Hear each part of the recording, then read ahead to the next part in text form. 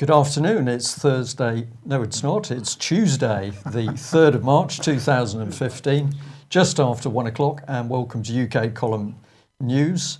What an amazing day, really. Weekend. Apologies for the slightly abrupt start there, because we've just got back in after a weekend of the British Constitution Group Conference. So we're getting back into the swing of things. First of all, the weather here in Plymouth is pretty chilly with some amazingly heavy showers and also quite a lot of hail overnight. Across the country, we've got everything from sunny in Essex to cold, wet and windy in Penzance, lovely sunshine in Pembrokeshire. So a mix of weather across UK, a bit like the political system at the moment. But first of all, let's have a look at a video clip of the conference at the weekend. Okay, well, my name's John Bernard Hurst. My only claim to fame is 30 years police service, man and boy. I retired 8 years ago, and my main interest is the common law, and I want to uphold it. And the first thing you need to do is study it. I'm gifted with a good memory. It doesn't mean I'm clever. I've got good memory. My mother and my older daughter can both do the same trick on topics they're interested in, and I'm glad to be able to share some of the material that I've researched. And today it's been the grand jury. It was 80 years since the last grand jury was held. It's a common law thing, and the common law never goes away.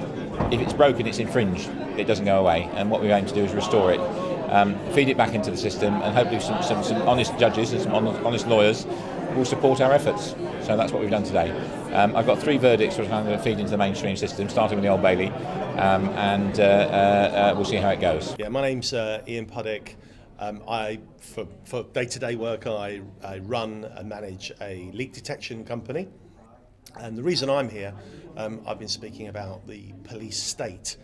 And my definition of a police state is when the police are not always subject to the same laws that you and I would be subject to. I've been talking about my new website, which is policecrimes.co.uk, which will detail all of the crimes from 1970 to now that are basically police crimes, and it's this lack of accountability. So the real issues are, there's examples of a detective chief superintendent taking huge cash bribes from a cocaine gang, and when he's found out, he's allowed to retire early. Whereas if that had been you and I, we'd be in prison now. I wouldn't be here, and you wouldn't be holding that microphone. Whereas someone who's sworn an oath to uphold the law, breaking the law in such a serious manner, can retire. I mean, it's a farce. So the issue is the lack of accountability, however you look at it. Yeah, I'm John Witterick. I started the website called Get Out of Debt Free, and what it is, it's basically a website which allows people to challenge their debt by actually asking the bank or the debt collectors some very, very simple questions. It wasn't my own idea. It's actually based on the work of Mary Elizabeth Croft, and it's gone from being a tiny little website with very few visitors to now getting between 3,000 and 5,000 people every day. So it's taking off, and it's continuing to grow. Today I've just been talking about how ridiculous the current financial system is. I've actually asked the hall, has anyone here had a loan? And of course a few people put their hands up. I said, no, you haven't had a loan because the bank haven't actually got any money to lend you. And this is the big con. I was also talking about the fact that when they create money out of nothing and then charge interest, that money doesn't exist. And so there's always going to be people defaulting, and they also have to actually inflate the actual financial system exponentially. So we've got this incredible amount of money just being added to, and of course you can't have an exponential system in a finite world, which means the current system at some point, and I think we're getting very, very close, has got to crash. And I think and just feel the energy in this room over this weekend. I feel so many people are getting so close in lots of different areas that it's actually getting, this year, I think Field said earlier that this year I think we're going to see some huge changes. And I think this weekend's been a fantastic catalyst towards that. Well, as John was saying there, Brian, I mean, the atmosphere among the audience, the determination among the audience at the conference was absolutely spectacular, wasn't it? Exceptional. And I think of any conference that we've held over the years, it's clear that there's a change in people's attitude to what's going on around them. I think there's a huge change. I think people are now seeing events unfold in the country, and a lot of people, of course, recognising how serious things are. It is the time for action. Comments in the chat box, somebody said, well, I thought I was clued up till I actually got to the conference, and then the information just poured out. And we felt that as well, although we knew a little bit about what speakers were going to present. We didn't actually know the detail till they got on stage. So much information about so many areas. And I think we'll just bring you on screen. Well, but before we do that, I just wanted to say something about what John Hurst was talking about there, because really we can't underplay the potentially historic significance of this, because what happened here was that real grand juries were held, real verdicts were produced, and real private prosecutions are going to be brought as a result of that. And that is pretty spectacular. Indeed, and in fact this was another area that we watched closely to see how the audience reacted, how they took part in that. And it was very clear that once the four grand juries formed during the conference, once we were seeing those juries formed, it was amazing to see how seriously people took it, and two, how when they were actually involved in the juries, how rigorous they were in questioning people who were putting evidence into them. So it was not only learning about the grand jury process, it was actually putting it into practice. And as you've said, the aim is to take this forward with private prosecutions. And this is a vehicle by which people can bring people in positions of power and authority to book. So important stuff. Well, okay, bring it back onto Mike Robinson. Here he is on screen speaking at the conference.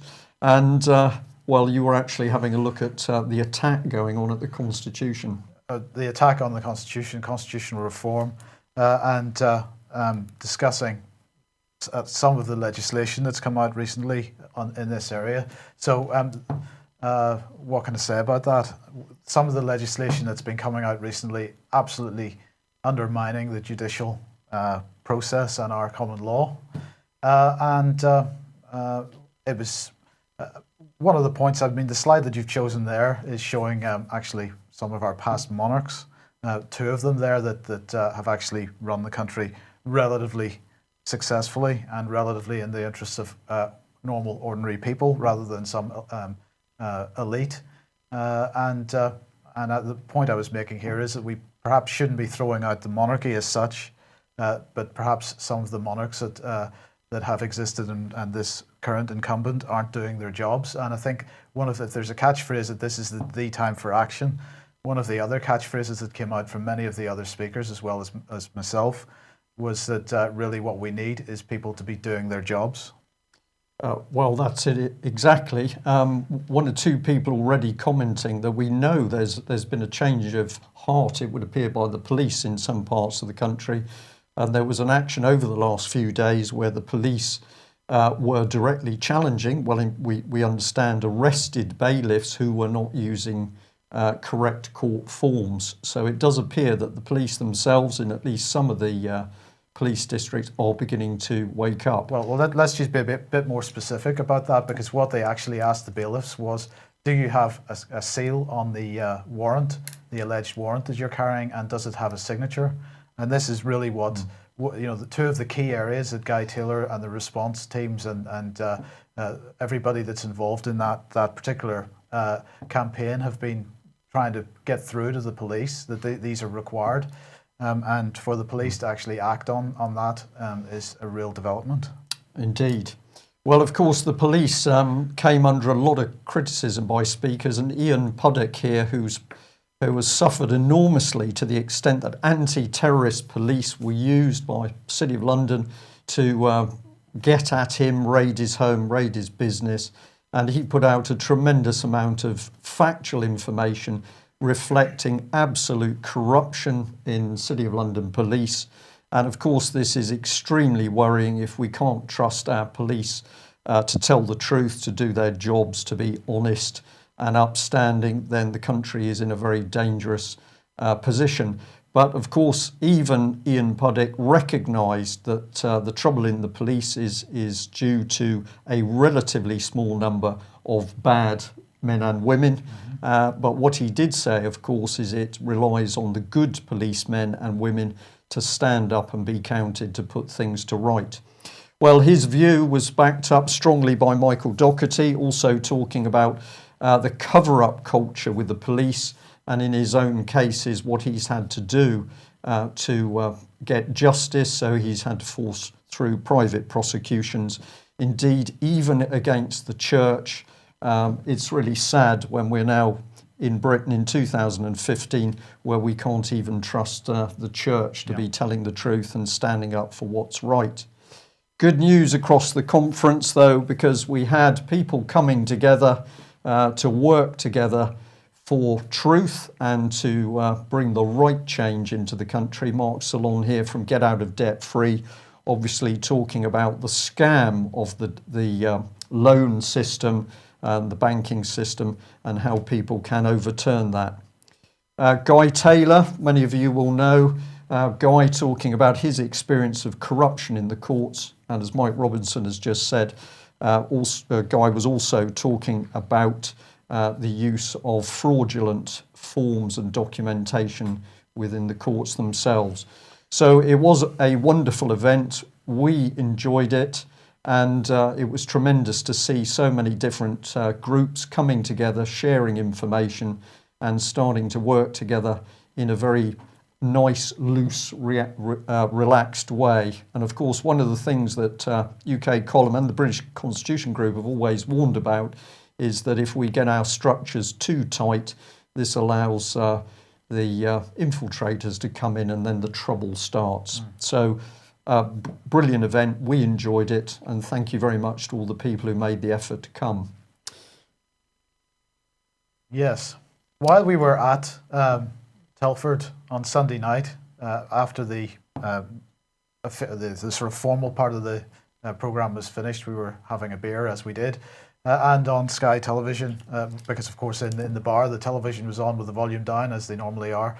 And on Sky Television, on Sky News, they had a ticker coming along referring to this. So I wanted to highlight this article in the Times this morning. I'm just going to quote from the first couple of lines of this. Are we seriously on the brink of handing powers to the government to ban undesirable speakers from university campuses? Will ministers, on the advice of civil servants, draft lists of preachers, ideologues and campaigners whose opinions are classified as extreme and bar them from setting foot on university premises? This appears to be the plan. We're not talking about people who incite terrorism and violence. That's already a criminal offence. So too are condoning or glorifying acts of terror. The aim is to banish speakers who advocate non-violent extremism, and so on. So it goes on. This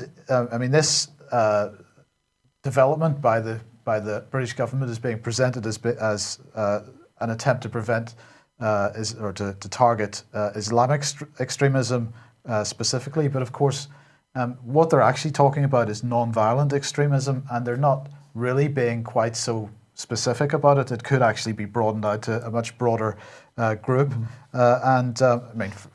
Would anti-fracking campaigners be considered to be non-violent extremists? Is that an extreme thing? Is what we're doing extremist? Is the British Constitution Group, anybody that wants to stand up for the Constitution, is that extremist? Where does this end, Brian? Well, I think where it's heading is anybody who dares to stand up and criticise the government or even the public sector in certain areas, police for example, is being classified as a dangerous extremist. And of course, the clampdown on free speech, classic sign of a dictatorship unfolding. And perhaps, as I mentioned a few days ago, we know that mainstream journalists are now suddenly starting to get wobbly as they realise that their own ability to report news and the truth is being interfered with by the state. So this is very dangerous legislation. Of course, it's coming straight from David Cameron's government, but who is he supported by? Well, Nick Clegg, of course, and as we've repeatedly warned, Labour, Marxist Party, is right there in the background. And on The Intercept this morning, Glenn Greenwald posting an article here highlighting that the UK media regulator, that's Ofcom, is again threatening Russia Today for what they're calling bias, and this time it's for airing, quote, anti-Western views. And I just want to quote from this, the last paragraph, because Greenwald says the UK government loves to lecture the world about infringements of liberty generally and press freedom specifically. I mean, the hypocrisy in that is unbelievable.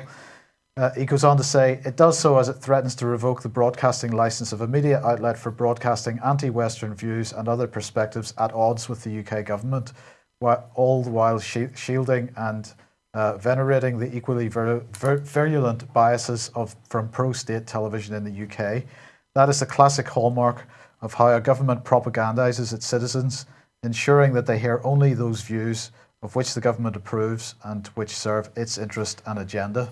So pretty strong words from Glenn Greenwald there, and I think we could agree with those. We can. We can also say that the Telegraph unusually has pointed a big finger at the BBC, and that what they've said is simply, if you are as good as you say you are, BBC, then surely it should be a subscription. Everybody would be clamouring to pay the money to receive BBC television. You boast that the BBC is so great, but you're so worried, in fact, that you have to make sure that it's regulated and you've got to pay or go to prison. Wonderful. Yes. Now, Tony Blair, well, Save the Children, absolutely vilified for giving Tony Blair an award some time ago. And in fact, it wasn't just members of the public that there was an outcry about, because actually it was Save the Children Fund staff and Save the Children Fund supporters, the people that collect the money. There was a widespread rejection of this move by Save the Children. And of course, and so now they have said that they are very sorry for what they did by giving Tony Blair, and they're trying to this award, and they're trying to backtrack a little by saying that it was really not his broad legacy that they were attempting to award here, but specifically his efforts in Africa at two G8 summits at Birmingham and Glen Eagles, and his efforts in Africa. Sorry, so it was three specific things he had done, and let's just forget the millions of dead as a result of his other actions. So I get a bit confused here, Mike. So children die, as long as that's in the Middle East, then they don't matter.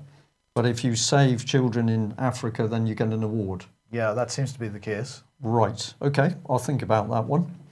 Well, on the subject of children. Yes, so the Oxford report, the report on the Oxford paedophiles is out, and BBC here reporting that 373, or as many as 373 girls were targeted by sex gangs of men. Of course, they're saying it's all Asian men in this case, in Oxfordshire in the past 16 years. And this is the result of a serious case review.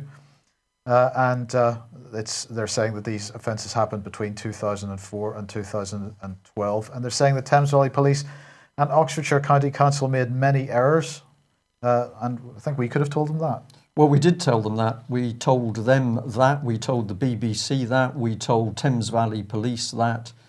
We told Oxford safeguarding teams that. We told Radio 5, I think it was, that. But none of them wanted to take any notice. No, so of course the focus still on the Asian paedophile gangs, and no focus on the white paedophile gangs. They still seem to be getting off scot-free. Well, as do, of course, the white people who are arranging the rings themselves. And of course, if we look at what's happening around the government at the moment in Elm House, then the people who are coming into the limelight are white politicians and white members of the establishment. And I'm going to say, if some of our viewers and listeners are finding what we're saying difficult to grasp, simply let's have a look at how the state covers up. This was part of the conference agenda. We had abuse victims giving fantastically detailed information about how the state covers up for child abuse, how the rings go to a very high level. And it took a team of ladies put together by Strider to actually start to unravel this stuff. So we're going to cover more of what the conference has talked about over the coming days, just giving you a taster. But let's have a look at what Mr. Cameron has got to say, well, here's a beautiful distraction from paedophiles within the British government and the establishment circles, because we're going to put jail terms on those who neglect sex abuse victims. So if you're handling and trying to do your best for children within an educational environment or even social services, and you don't get it right, you are going to go to jail. But absolutely no mention of full and detailed investigation into paedophiles operating in and around Westminster. This is constant obfuscation, distracting of the public. And if I sound animated on this subject, well, believe me, I am. And what better man to introduce at this point than Robert Greene? Sorry, well, there we are. Robert, of course, spoke out briefly at the conference. We had to be careful because his sentencing is due tomorrow at Aberdeen Sheriff's Court. But of course, Robert Greene, classic, a man put in prison twice, not for abusing children, but simply trying to speak out and expose child abuse rings. And if this was an isolated case, we could say, well, maybe the British establishment, the British government has made a mistake, but this is not an isolated case. And it's outrageous that this man should have not only been in prison, but of course held under house arrest under David Cameron's Britain 2014-2015. So Robert's sentencing is tomorrow. What do you think is the likely outcome of that? Well, my view is that the Scottish state will back down from putting Robert back in prison. I don't think they will go for that option, because I think they know the clamour, the public interest that will create. My prediction is that the Scottish state will try and do something draconian in terms of gagging orders. And of course, they've used this on Robert before. You dare to speak out, you dare to try and warn people about child abuse, we're going to gag you, and if you break the gag, then you'll go into prison. So I'm going to put my money on the table that what we're going to see is the dictatorship, because that is what is forming in Scotland. That dictatorship is going to put a draconian gagging order on Robert Greene. We'll see if I'm right. Well, what's happened to Melanie Shaw? Well, of course, Beechwood, Nottingham Beechwood child abuse victim and whistleblower Melanie Shaw has literally disappeared into the gulag of Britain's private prisons. She's back in Sodexo, profit-making HMP Peterborough, and the extremely worrying thing is that we've had no telephone calls, no letters, no communication with this very brave lady, and even her lay legal advisor has been deliberately blocked from communication, certainly from a visit by the prison, by Nottinghamshire police, and by some what appears to be very dirty dealing with legal teams. It's just a coincidence. Just before we move on from that, Brian just mentioned, of course, at the weekend as well, and there was Mickey Summers' protest, and Nottingham. very well attended in Nottingham, yes. And we're hoping to get some video for that later today, thanks to Fraggle, because he has offered it. So hopefully we'll have a bit of footage of that for tomorrow's programme. Okay, and I'm going to say live today, we're aware that there is a little bit of frustration because we have stayed very much focusing on cases that we've dealt with over some time. Of course, Robert Greene's part of that, certainly Melanie Shaw. We have not forgotten the other cases. We are going to be talking about the satanic abuse of the two young children in Northwest 2 area of London. We will be reporting on these, but for today we're just going to focus on Robert and Melanie, and indeed something that was brought into the conference. So another exceptionally brave abuse victim. This is Kaz on stage speaking out.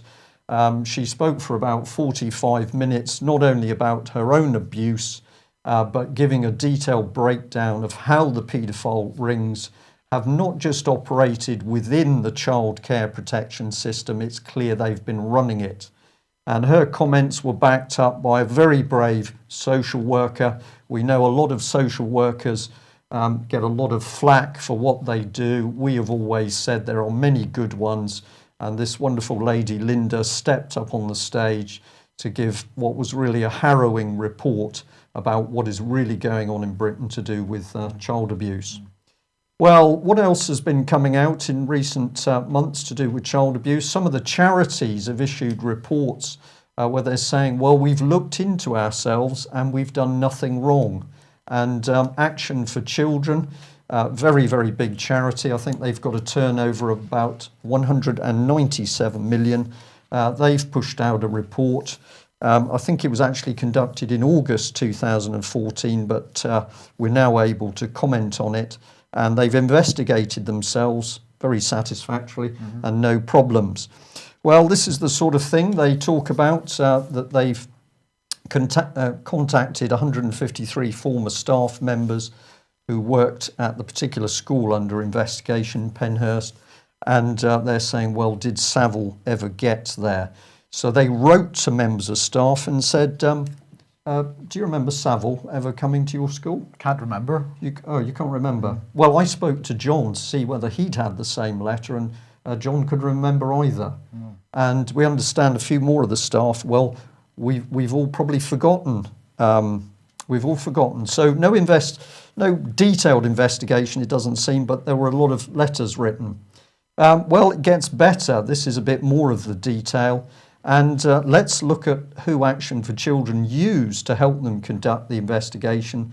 Well, it was none other than Oxfordshire County Council, the very organisation that completely failed to investigate abuse at Oxford and Cherwell Valley College, lost documents, bullied the very brave Asian gentleman that tried to protect the children, and ultimately documents lost and destroyed.